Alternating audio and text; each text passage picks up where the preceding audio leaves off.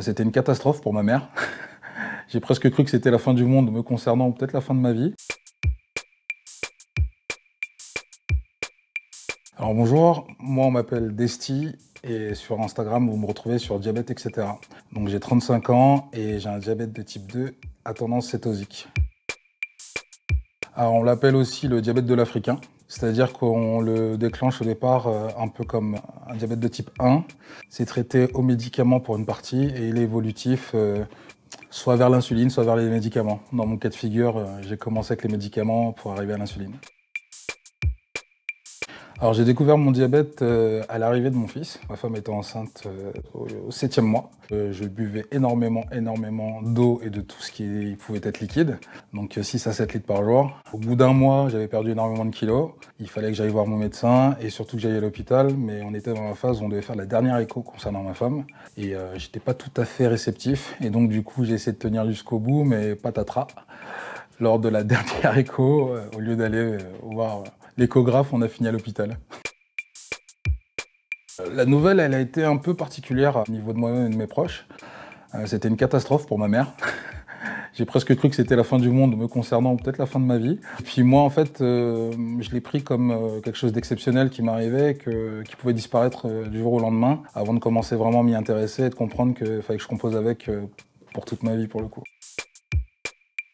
C'était très spécial parce que du coup, j'ai pas voulu me faire accompagner. C'est-à-dire qu'au moment où j'ai déclenché mon diabète, j'ai eu l'hospitalisation d'une semaine.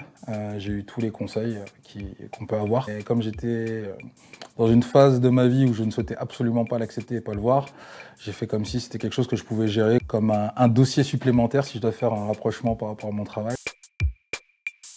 Je suis passé à l'insuline qu'au bout de 6 ans, parce qu'au début j'étais sur un traitement médicamenteux. Je me bourrais de médoc, ce qui n'était pas non plus très simple, parce que du coup, ayant eu un passé de sportif, tout ce qui était médicaments, c'était pas quelque chose de naturel. Donc je me suis laissé aller, donc suite à une énième hospitalisation, j'ai dû faire face à l'apprentissage des aiguilles.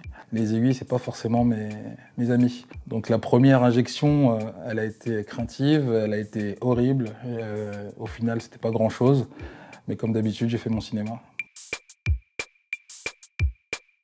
Alors c'est assez spécial parce que du coup, oui, je suis entrepreneur depuis un certain nombre d'années maintenant. J'ai la facilité de pouvoir organiser mes journées, mais bizarrement, je trouve très peu de temps quand même pour faire attention. Au niveau de tout ce qui est alimentaire, c'est pas toujours ce qui est adapté, donc du coup, je peux très vite me retrouver en hyper.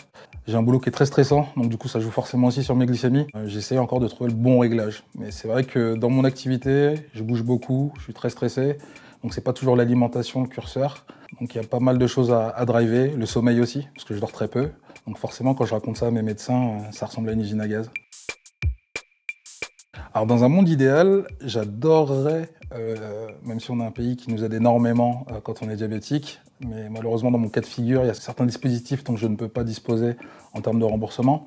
Je pense notamment au freestyle, donc du coup ça c'est quelque chose que je paye, donc c'est pas un problème parce que du coup ça me facilite énormément dans mes prises de glycémie notamment, parce que quand on a un rendez-vous c'est pas évident de sortir son barda, de faire sa petite piqûre pour vérifier sa glycémie, donc forcément le freestyle c'est quelque chose de top. Donc c'est vrai que dans un monde idéal, j'aimerais que tous les diabétiques puissent bénéficier de tous les dispositifs en termes de remboursement. Mon moi d'aujourd'hui, il aimerait dire au Desti d'il y a quelques années de prendre les choses avec beaucoup plus de considération, un peu comme je le fais dans mon travail aujourd'hui, c'est-à-dire prendre plus de sérieux vis-à-vis de ma santé, parce que j'ai eu à faire la connaissance des petites problématiques qu'on peut avoir lorsqu'on traite mal son diabète et quand on a un diabète déséquilibré. J'ai eu des problèmes aux yeux, j'ai eu des problèmes aux reins. Donc c'est vrai que si je devais parler à l'ancien Desti, ça serait de lui dire prends-toi en main dès maintenant, ça va bien se passer, et tu risques de rencontrer des gens géniaux, parce que c'est une super communauté et tu verras que tu vas mieux le vivre.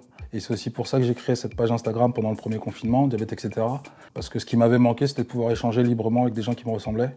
Et quand on a l'impression d'être tout seul, au final, on se rend compte qu'on est nombreux à vivre les mêmes choses, les mêmes états d'âme, les mêmes souffrances psychologiques et physiques. Et c'est vrai que depuis, ça m'aide beaucoup de pouvoir parler et de pouvoir raconter mon histoire. Et si ça peut inspirer, aider, ou en tout cas prévenir pour d'autres, c'est encore une fois un grand plaisir que je le fais et j'espère qu'on a tous la même démarche parce que c'est important de pouvoir transmettre les bonnes informations.